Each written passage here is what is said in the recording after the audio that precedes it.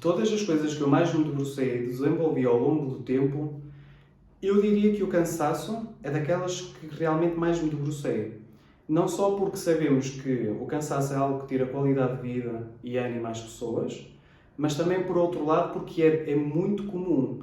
E a falta de energia e o cansaço, isto é importante retermos, potencia para um processo degenerativo. Portanto, a melhor forma de nós também percebermos se a pessoa tem um estado de saúde equilibrado ou não é se sente-se cansada ou não. Neste vídeo quero-vos falar sobre as 7 causas que podem estar associadas a alguém sentir-se cansado. De forma geral, a primeira causa que nós conseguimos atribuir a alguém que está cansado pode ser a fadiga adrenal. E no fundo, o que é a fadiga adrenal? A fadiga adrenal é quando nós, no fundo, temos um desgaste nervoso muito crónico. A fadiga adrenal é quando nos sentimos num ponto cansado em que não há compensação. Quando estamos numa fadiga adrenal, normalmente há sempre um evento traumático que costuma ser um stress. O stress pode ter várias origens. Pode ser um stress nervoso, seja pelo ambiente de trabalho, por pessoas à volta que nos afetam, seja até pelo facto de vermos notícias e isso nos gerar ansiedade, ou, por exemplo, pelo sentimento de perda de um familiar ou choque, mas também pode ser um stress causado por quê? Por infecções recorrentes, períodos de infecção, pode ser, por exemplo, causado por exercício físico violento. Ou seja, no fundo, há várias componentes de stress que nós temos que conseguir compreender qual é que está atribuída a cada pessoa. O problema que existe com a fadiga adrenal é o cortisol, porque, de forma geral, o cortisol é uma hormona anti-inflamatória que, quando nós estamos sob períodos de stress, o cortisol, de forma geral, faz com que a nossa fonte energética seja dependente só mesmo de glucose e de nada mais. E por isso é que a metabolização por parte do fígado da glucose, nestes pacientes, normalmente está mais ativa, porque temos mais gluconeogênese a nível do fígado, que é a produção de nova glucose a partir de gordura e proteína. Isto porquê? Porque o nosso corpo só está dependente de glucose. E isto é um problema, porque de forma geral no nosso corpo os níveis de glucose tendem a aumentar em períodos de stress. E isso faz com que a insulina tente acompanhar estes níveis. Portanto, de forma geral, o que é que conseguimos ver? Uma pessoa que está sob stress automaticamente vai ter os níveis mais aumentados de glucose. Não é o caso que uma pessoa, por exemplo, toma uma hidrocortisona e tipicamente vai ver os níveis de glucose aumentados no sangue. Porquê? Porque o cortisol é um glucocorticoide. É uma hormona associada ao metabolismo, neste caso, da glucose.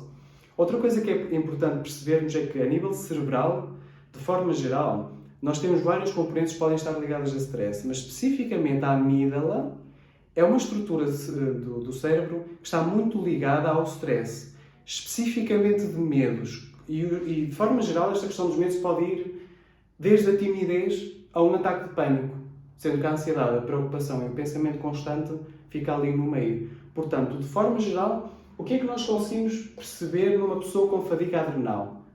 Automaticamente tem tendência para ser pré-diabética, porque metaboliza apenas glucose, e temos que tentar perceber qual é o evento traumático associado ao stress que criou, ou seja, naquele paciente.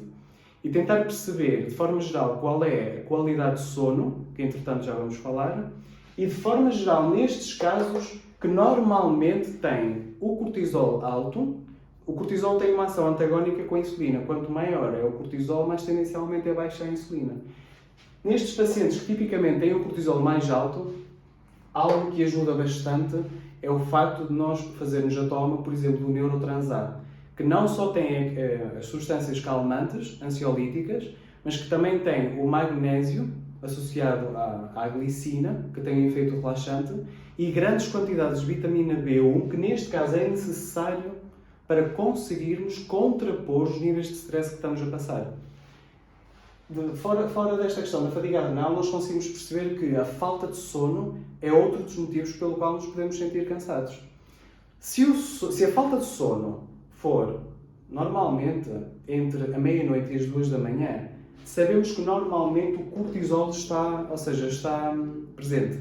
E quando normalmente isso ocorre, sabemos que temos que usar substâncias que sejam tipicamente mais calmantes à noite, consoante a resposta. Se a pessoa, por exemplo, só tem mesmo esse despertar, mas adormece bem, talvez não necessita de melatonina. mas pode precisar, por exemplo, do Neurotrans A à noite, juntamente com magnésio e vitamina D, por exemplo. Se a pessoa tiver dificuldade em adormecer, já vai precisar de uma melatonina. E já agora, isto é uma curiosidade, no nosso corpo existem dois tipos de melatonina. Existe aquela melatonina que existe a nível da corrente circulatória e que está também presente na glândula pineal, que é responsável pela regulação do nosso sono, mas também temos uma melatonina que não se fala, que é a melatonina subcelular. E esse tipo de melatonina subcelular normalmente pode ser estimulada de várias formas, quer seja pela energia solar, pelo sol, que não só estimula a vitamina D, mas este tipo de melatonina, mas também, por outro lado, o infravermelho, a radiação infravermelha aumenta muito este tipo de melatonina. Portanto, uma pessoa que suponhamos que apanha o sol durante o dia, não só vai apanhar a vitamina D que baixa o cortisol, mas também vai aumentar esta melatonina. E por isso é que eu muitas vezes indico aos pacientes que, por exemplo, fazem o GABAergene, que é para melhorar a questão do sono, o Neurotrans A, e juntam, por exemplo, a vitamina D e querem ter um sono ainda mais profundo, recomendo, por exemplo, colocarem até uma vela ligada no quarto, porque só esse calor, como se fosse um calor de sol e aquela radiação infravermelha, vai nos promover num relaxamento profundo. Outra questão que eu recomendo, como falei, foi a vitamina D. A vitamina D, de forma geral, não só regula o ciclo do sono, principalmente os ciclos REM, são os ciclos mais profundos do nosso ciclo de sono, mas também ao mesmo tempo evita, no fundo, o quê? O jet lag, que são as alterações de horário que muitas vezes potenciam esta questão das insónias. Neste caso, o que é que eu faria? Juntaria GABAergene ou Neurotrans A e juntaria sempre uma dose de vitamina D, pelo menos 5.000 a 10.000 unidades. Isso realmente vai ajudar a que a pessoa consiga dormir bastante melhor. A radiação infravermelha também é aqui uma chave que vocês podem ter. Por outro lado, outra das questões que é muito importante num cansaço é quando nós temos um síndrome pós-viral, que é quando passamos tipicamente por uma situação em que nos baixa a imunidade, como por exemplo o stress, ou seja, aumenta o cortisol é imunossupressor, baixa-nos a inflamação, mas também a imunidade, isso vai fazer com que nós entremos ou seja, de uma situação de stress, nós vamos reativar viroses que nós, por exemplo, tivemos no passado e que de repente voltam a estar ativas e voltam a afetar-nos.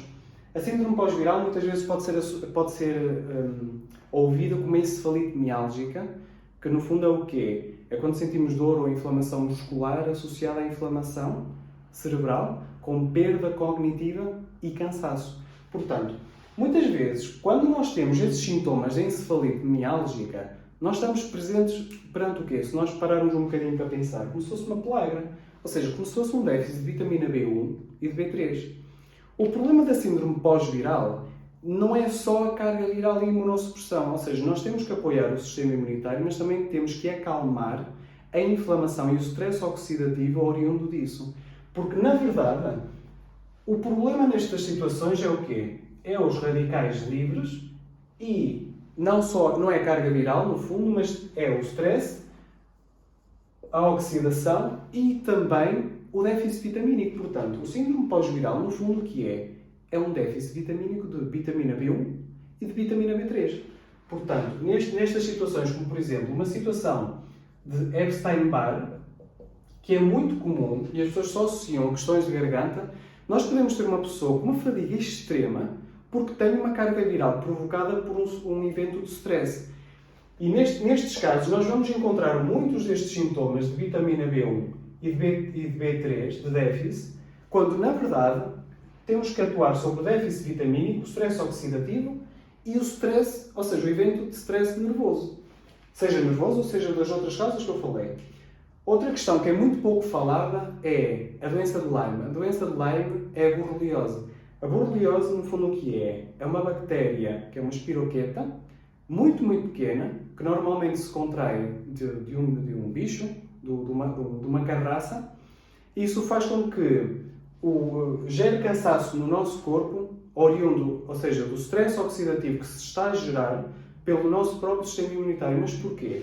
Porque, de forma geral, o nosso sistema imunitário não consegue encontrar, ou seja, a espiroqueta para que seja eliminada. Portanto, o nosso sistema imunitário está constantemente a ser ativo, sem conseguir ultrapassar a infecção. Portanto, o que é que nós temos que fazer? Ao invés de utilizar substâncias que vão agredir o nosso sistema imunitário, temos que usar substâncias que não tenham os efeitos colaterais. Um dos exemplos que eu dou nestes casos, quando vêm questões de borrelia, principalmente com descargas intestinais e cansaço, é utilizar o Alicandis e o Immunomaster. Porquê? Porque o Alicandis é anti-infeccioso, antibacteriano, antifúngico e o Immunomaster vai estimular a imunidade, mas também com a atividade antioxidante que não vai deixar que exceda a um ponto. Por outro lado, também podemos falar sobre a resistência à insulina, principalmente naquelas pessoas que têm muita compulsão por hidratos ou por glucose. Normalmente, quando isso acontece, o nosso cérebro depende unicamente de glucose nessas fases e não de corpos tónicos, e de forma geral nós sentimos alguma sensação de inconsciência e de lentidão, de cansaço cerebral, tudo por causa da resistência à insulina, porque quando há resistência à insulina, a glucose chega a um ponto que o nosso cérebro, apesar de usar como sua única fonte energética, o nosso corpo deixa de usar, porque já deixa de reconhecer a insulina para que a glucose entre dentro das células. Portanto, esta é das coisas importantes. O que eu recomendaria numa situação dessas é, fora da correção toda a nível do stress, é tu fazer dieta cetogénica e jejum intermitente. Por outro lado, uma situação de baixa de ácido no estômago é fundamental. Isto porquê? Não só pelos problemas digestivos que cria, mas porque nós podemos, por exemplo, consumir proteína, mas se não tivermos capacidade de a digerir com acidez no estômago, não a vamos absorver. E a proteína, por exemplo, pode ser uma situação de cansaço em que consumimos, mas não a absorvemos. Isso também acaba por alterar e criar putrefação no nosso intestino e alguma obstipação. Outra situação que é importante é o quê? É o crescimento bacteriano a nível do intestino da parte superior. Isso normalmente é provocado por falta de ácido no estômago, mas excesso de um ambiente alcalino naquela parte. No fundo, o que é que acontece? O problema da SIBO é que todos os nutrientes que caem naquela porção do intestino delgado logo a seguir ao estômago, todas estas bactérias vão utilizar como fonte energética e nada vai sobrar para nós. Portanto, uma pessoa com uma SIBO tipicamente está mais cansada porque está desnutrida. Não por falta de comida, mas por falta de absorção. Uma situação de hipocloridria também predispõe para quê? Para uma baixa de vitamina B12 e de ferro. Só estas duas situações já predispõem, por exemplo, a um estado anémico, que pode justificar o cansaço. Portanto, isto é fundamental. Como tratamos a hipocloridria? Com cloridrato de betaína, neste caso, o merenzyme da MJSMed. Outra situação que também é importante é quando nós temos um déficit de vitaminas e de oligoelementos. De forma geral, a nossa produção energética depende muito de bombas, de bombas de trocas. Um dos exemplos que eu posso dar, por exemplo, é a bomba de potássio e de sódio. De forma geral, o sódio é muito fácil de adquirir através da alimentação, mas grande parte da população, se não diria toda, tem déficit de potássio. De forma geral, nós precisamos cerca de 7 gramas diariamente de potássio. E nós normalmente apanhamos esta dose toda de potássio através dos vegetais. Portanto, se houver um déficit de potássio, a troca das bombas, dos eletrões, vai ser muito mais reduzida. E a produção da ATP automaticamente vai ser inferior, o que justifica um cansaço. Por outro lado, a falta de magnésio, como está envolvido também na síntese da ATP, pode ser das outras situações que também pode estar associado ao cansaço. Portanto, só por aqui nós conseguimos perceber que há várias componentes que podem justificar alguém sentir-se cansado. Vá lá, coloquem os vossos comentários em baixo no vídeo e não se esqueçam de colocar um gosto. Se tiverem algumas ideias de vídeos, não se esqueçam de colocar nos comentários. Até uma próxima!